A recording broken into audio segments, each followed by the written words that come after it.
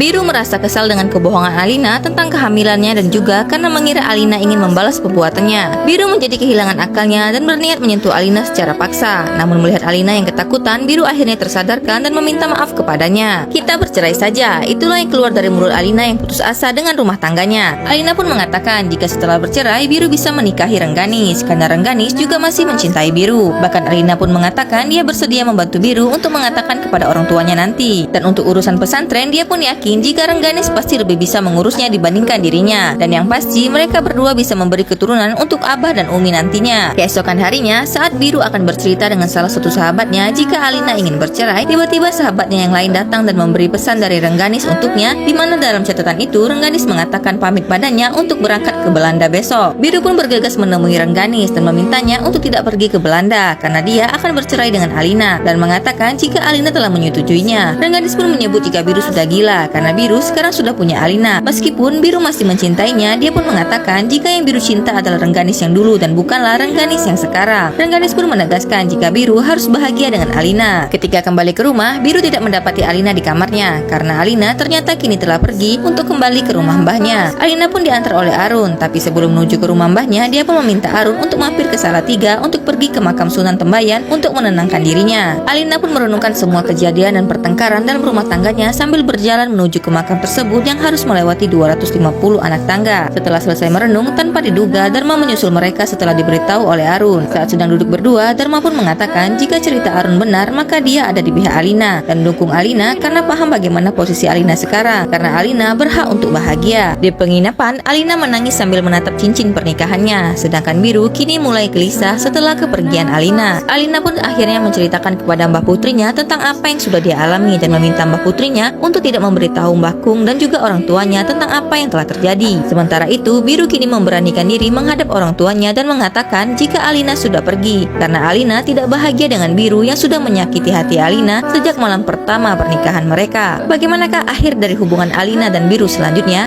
Saksikan part berikutnya hanya di Drama Madin.